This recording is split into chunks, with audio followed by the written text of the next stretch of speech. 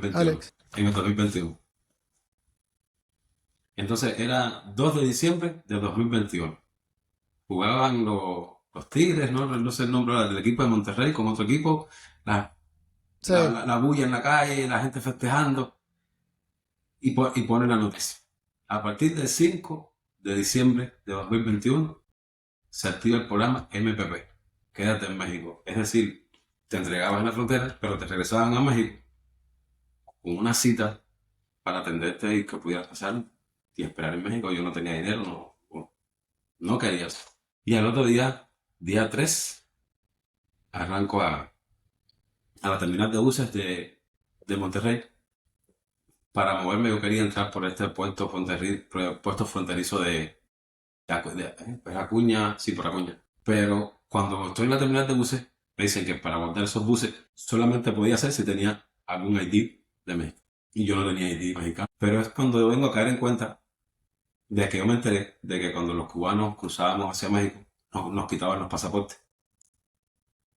Entonces, yo dije que mi pasaporte ya estaba, se me había perdido y me hice otro pasaporte. Ese pasaporte, el válido, lo dejé en Monterrey para que me lo enviaran si yo lograba llegar acá. Y en el otro pasaporte viejo, era donde yo tenía la visa mexicana que se me había expirado, la tenía estampada en ese pasaporte.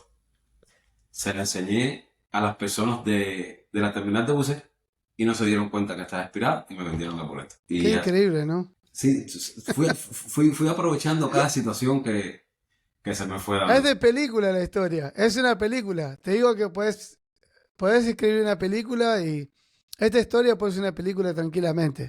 Entonces, a ver, ya agarramos el bus, todo bien.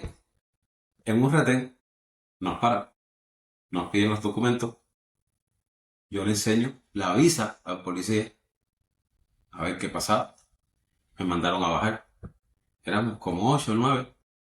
Entonces, esos policías, cuando te paran en el bus, te ponen de espalda contra el bus y te mandan a abrir los maleteros de abajo del bus. Te mandan y te pegas al bus, como que el que está dentro del bus por la ventana no te puede mirar.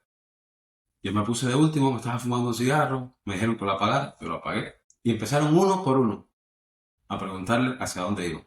Recuerdo que había dos muchachitos, jovencitos, que eran salvadoreños. Cuando le preguntaron a dónde iban, ya se quedaron mudos, no pudieron hablar, no les salía una palabra, porque tenían papeles falsos de México. Cuando a mí me preguntan a dónde voy, te digo que me salió del alma, te digo que hice las cosas a lo que sucediera, lo que pudiera suceder. Yo le dije, mira, así te lo digo textualmente, le digo, mira hermano, yo no te voy a hacer, no te voy a decir mentiras, porque lo que yo te diga a ti, tú vas a saber si es mentira o no. Yo vengo desde Panamá con rumbo a los Estados Unidos. Ya estoy prácticamente llegando y espero después de tanto nadar no morir en la orilla. La visa que te enseñé en el pasaporte está vencida. Ya te conté mi objetivo, tú decides lo que vas a hacer, tú estás en tu derecho y es tu trabajo. Y recuerdo que me dijeron, córrete un poco para allá y ponte ella no cae en la esquina del bus. Yo dije así, por dentro dije, me jodí por hablar de más. A todo el mundo de las personas que habían le pidieron 1,000 pesos mexicanos. Los pusieron en lo que es este cuento, el maletero, debajo del bus. Los policías fueron, lo agarraron, a mí me dejaron allá a un lado. Y yo pensé lo peor, y dije, bueno, ya, por hablar tanto. Uno de los comandantes va hasta donde estoy yo y se queda mirándome y me dice, todos aquellos me dieron 1,000 pesos, tú nada más dame 500. Y cuando arrancas por ahí para allá, el tema de la visa vencida, lo supimos porque tú lo dijiste, porque ni nos habíamos dado cuenta. A partir de ahora enseña esa visa y no le das dinero a más nadie. Me dice, ¿y sabes por qué estoy haciendo esto contigo? Porque así es como hablan los varones. Con la verdad de frente sin miedo. Y te vas a encontrar un retén en tal lugar, y después vas a poder seguir tranquilo. Así mismo pasó. Pasé todos los demás retenes, enseñé mi visa, no le di $1 más a nadie, ni un peso mexicano más a nadie.